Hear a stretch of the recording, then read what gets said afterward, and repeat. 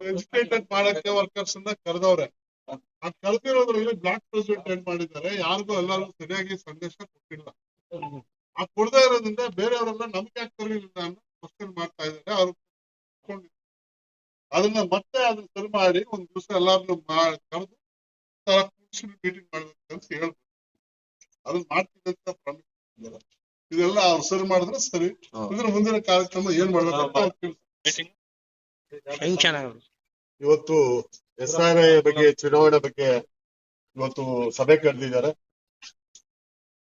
ಎಲ್ಲೊಂದು ಏನು ಕೋಲಾರ ವಿಧಾನಸಭಾ ಕ್ಷೇತ್ರದಲ್ಲಿ ಸರಿಯಾಗಿ ಬ್ಲಾಕ್ ಪ್ರೆಸಿಡೆಂಟ್ಗಳು ಇಬ್ಬರು ಸರಿಯಾಗಿ ಅದ್ರ ಕೆಲಸ ಮಾಡಿಲ್ಲ. ನಜೀರ್ ಸಾಹೇಬ್ ನೇರವಾಗಿ ಹೇಳಿ ಈ ಪಕ್ಷದ ನಮ್ಮ ಅಸೆಂಬ್ಲಿ ಶಾಸಕರಾದಂತ ಪುತ್ತೂರು ಮಂಜುನಾಥ್ ಅವರು ಮತ್ತೆ ಅನಿಲ್ ಅವರು ಇಬ್ರು ಅದನ್ನ ಮುಗಿಸ್ಕೊಂಡು ಮುಂದಿನ ಸಭೆಯಲ್ಲಿ ಎಲ್ಲಾ ಕಾರ್ಯಕರ್ತರು ಯಾರು ಕೈ ಬಿಡಂಗಿಲ್ಲ, ಅದೆಲ್ಲೂ ಕೈಗೆ ತಗೊಂಡು ಎಲ್ಲ ಮಾಡ್ಬೇಕಾಗತ್ತೆ ಅಂತ ಹೇಳಿ ನಜೀರ್ ಅಹಮದ್ ಅವರು ಬಹಳ ಪುತ್ತೂರಾಗಿ ಹೇಳಿದ್ದಾರೆ. ಬ್ಲಾಕ್ ಪ್ರೆಸಿಡೆಂಟ್ಗೆ ಅಫ್ಸರ್ ಅವ್ರಿಗೇನು ಮುಳ್ಳಿಗೆ ಹೇಳಿದ್ದಾರೆ.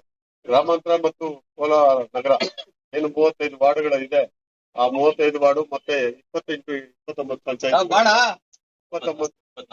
24 ಪಂಚಾಯತಿಗಳಲ್ಲಿ ಕೂಡ ಎಲ್ಲ ಸರಿ ಮಾಡ್ಬೇಕು. ಅದನ್ನ ಯಾವ ರೀತಿಯಲ್ಲಿ ಮಾಡ್ಬೇಕಂತ ಹೇಳಿ ಮುಂದಿನ ಸಭೆಯಲ್ಲಿ ನಾವು ತಿಳಿಸ್ಕೊಡ್ತೀರಿ. ನೀವ್ ಯಾರು ಅದ್ರ ಬಗ್ಗೆ ಚಿಂತೆ ಮಾಡಕ್ ಹೋಗ್ಬೇಡಿ, ನಾವೆಲ್ಲ ಇರ್ತೀರಿ ಜೊತೆಲಿ ಅಂತ ಹೇಳಿ ಆಶ್ವಾಸನೆ ಕೊಟ್ಟಿದ್ದಾರೆ.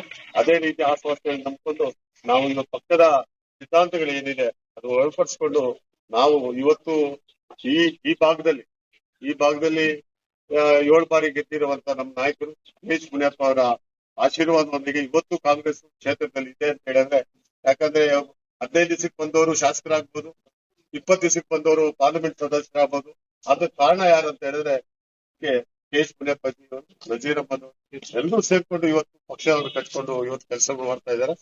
ಅದಕ್ಕೀಗ ನಜೀರ್ ಸಾಹೇಬ್ರು ನಾನು ಅದನ್ನ ಸರಿಪಡಿಸ್ತೀನಿ, PL1 ನಾನೇ ಇರೋದು ಅಂತ ಹೇಳಿ MLA ಅವರು ಒಪ್ಕೊಂಡಿದ್ದಾರೆ.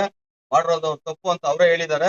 ಅದಕ್ಕಾಗಿ ಅವ್ರಿಗೆ ನಾವು ಒಂದು ಅವಕಾಶ ಕೊಟ್ಟು ನಾವು ಓಡ್ತಾ ಇದ್ದೀವಿ. ಅವಕಾಶ ಮೀಟಿಂಗ್ ನಡೀತಾ ಇದ್ದಾರೆ.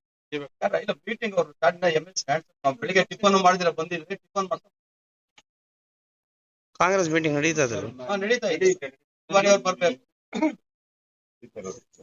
ವೋಟಿಂಗ್ ಇದು SIR ನಾವು ಪಕ್ಷವನ್ನು ಕಟ್ಟೋದಕ್ಕೆ ಸಿದ್ಧಾಂತಗಳು ಹೊರತುಪಡಿಸಿ ಇವತ್ತೆಲ್ಲರೂ ಬಾಬಣ್ಣವರಿಂದ, ಶ್ರೀಕೃಷ್ಣ ಅವರಿಂದ, ಬಾಬು ಅವರಿಂದ ಎಲ್ಲ ನಮ್ಮ ಶಾಸ್ತ್ರಿ ಅವರು ಎಲ್ಲರೂ ಕಾಂಗ್ರೆಸ್ ಮುಖಂಡಗಳ ರವಿ ಅವರು ಎಲ್ಲ ನಮ್ಮ ಪರವೀಜ್ ಅವರ ಮುಖಾಂತರದಿಂದ ಎಲ್ರಿಗೂ ಇವತ್ತು ಕಾರ್ಯಕರ್ತರು, ಯಾಕಂದ್ರೆ 30 ವರ್ಷಗಳ ಕಾಲ ದುಡ್ಡಿರೋ ಪಕ್ಷಕ್ಕೆ ಕಾರ್ಯಕರ್ತರು ಅಂತ ಕಾರ್ಯಕರ್ತರನ್ನ ಇವತ್ತು ನಮ್ಗೆ ಕೈ ಬಿಡೋದಿಲ್ಲ ಅಂತೇಳಿ ನಮ್ಗೆ ನಂಬಿಕೆ ಇದೆ. ಆ ನಂಬಿಕೆಯನ್ನು ಉಳಿಸ್ಕೊಡ್ಬೇಕು ಅಂತೇಳಿ ಪಕ್ಷದ ನಮ್ಮ ಇವತ್ತು ಏನು ಅಬ್ಸರ್ವರ್ಸ್ ಬಂದಿದ್ದಾರೆ ಅವ್ರಿಗೂ ನಾವು ಮನವೊಲಿಸಿದೀವಿ. ರಾತ್ರಿ ಕೂಡ ನಾವು ಅವ್ರಿಗೆ ಗಮನಕ್ಕೆ ತಂದಿದ್ದೀರಿ. ಅವರು ಹೇಳಿದ್ದಾರೆ ಯಾವುದೇ ಕಾರಣಕ್ಕೂ ನಿಮ್ಗೆ ಕೈ ಬಿಡುತ್ತಿಲ್ಲ, ನಾವೆಲ್ಲ ಕೈ ಜೋಡಿಸಿ ನಿಮ್ ಜೊತೆಲಿ ಇರ್ತೀರಿ ಅಂತ ಹೇಳಿದ್ರೆ ಅದೇ ಆಸ್ಪತ್ರೆಯಿಂದ ನಾವೆಲ್ಲರೂ ಕೈ ಸಭೆಗೆ ಏನು ಆಸ್ಪತ್ರೆ ಕೊಟ್ಟಿದ್ದಾರೆ ತುಂಬಿಸ್ಕೊಂಡು ಹೊರಡ್ತಾ ಇದ್ದೀವಿ.